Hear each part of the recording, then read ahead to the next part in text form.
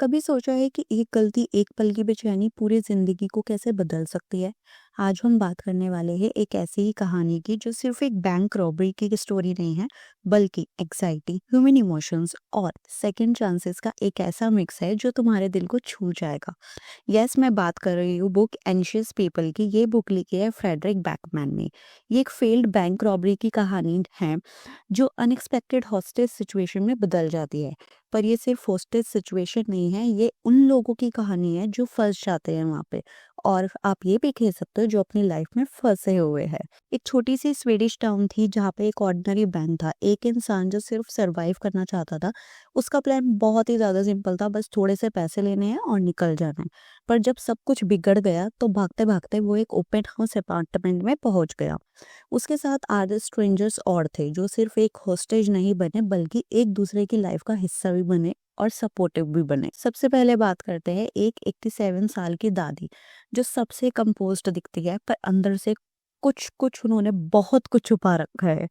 एक कपल जो पेरेंट्स बनने वाले हैं पर अनश्योर है कि वो अपने बच्चे को अच्छी लाइफ दे पाएंगे, क्या वो अच्छे पेरेंट्स बन पाएंगे या नहीं।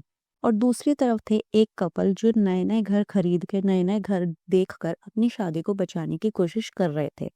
और एक टफ बैंकर जो इमोशनली डिटैच्ड है। और यही नहीं, एक तरफ पुलिस ऑफिसर्स जो अपने बेटे को समझना चाहता है पर कह नहीं पाता। जैसे जैसे वक्त गुजरता गया सब एक दूसरे से अपनी कहानी शेयर करने लगते हैं। और तभी एक अजीब ट्विस्ट आता है। जब पुलिस वहां पहुंचती है तो होस्टेज लोग एक ही बात कहते हैं, हाँ एक बैंक रॉबर आया था पर हम सब उसके बारे में और कुछ नहीं जानते। मतलब क्या किसी ने उस चोर को जानबूझकर भागने दिया? पर क्यों?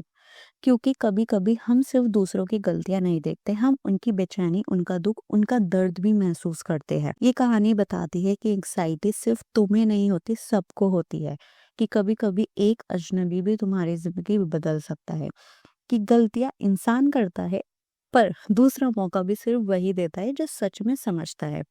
अगर तुम्हें कभी अपनी लाइफ को लेकर ओवरथिंक किया है, किसी डिसीजन को लेकर गिल्ट महसूस किया है या सोचा है कि क्या मुझे दूसरा मौका मिलना चाहिए, तो एंशियस पीपल तुम्हारी स्टोरी है। तुम्हें क्या लगता है, गलती की वजह से किसी को दूसरा मौका मिलना चाहिए या नहीं? कमेंट में बताओ। और अगर ये कहानी तुम्हें छू गई हो तो लाइक, शेयर और सब्सक्राइब जरूर करना। And this is Manisha Jain signing off. I will see you in the next one. Till then please take care of yourself. Bye.